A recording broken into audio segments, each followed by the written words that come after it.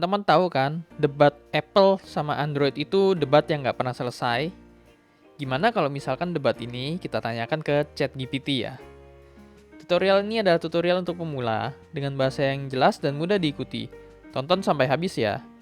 Pertama kalian buka dulu linknya ini ya, chat.openai.com. Ini linknya akan saya taruh di deskripsi ya. Jadi kita mulai aja, kita ketik di sini ya. Kali ini kita akan ngajak ngomong ChatGPT dalam bahasa Inggris ya. Jadi kita bilang aja, which one is better? Apple or Android?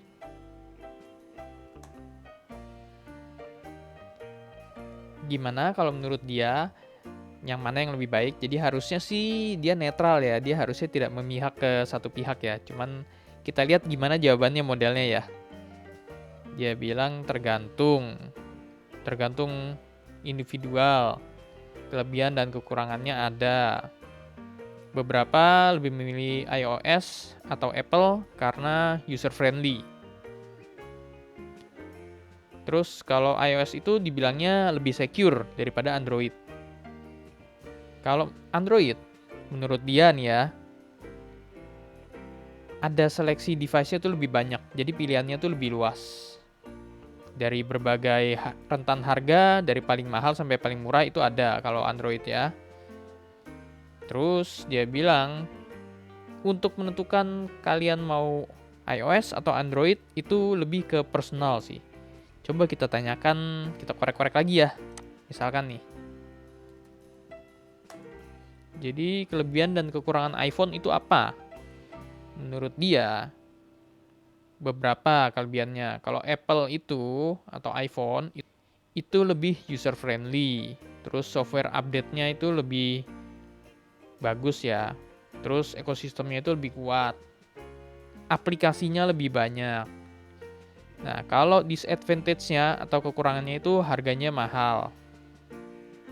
Nggak bisa terlalu di-customize ya. Terus ekosistemnya itu tertutup ya. Yang terakhir adalah storage-nya juga limited ya. Dan kalian tahu sendiri ya kalau misalkan iPhone, kalau misalkan kalian mau nambah storage itu harganya sangat mahal, sangat berbeda jauh ya. Misalkan kalian mau dari 128 ke 256, itu bedanya lumayan ya. Coba kalau kita tanyakan, Android gimana? Nah, kelebihannya kalau Android menurut dia, pilihannya lebih banyak ya. Terus bisa lebih di-customize, ekosistemnya itu terbuka, terus aplikasinya juga banyak dari Play Store. Kalau menurut dia, disadvantage-nya itu fragmentation. Karena nggak ada yang terpusat ya, jadi masing-masing Oppo atau Samsung semuanya itu bisa mengcustomize software-nya masing-masing. Jadi akan lebih ribet ya dibandingin dengan Apple yang hanya dia doang yang bisa customize software-nya. Terus kalau untuk keamanan itu berbeda-beda antar Android 1 dan Android yang lainnya ya. Terus software update-nya itu biasanya lebih limited.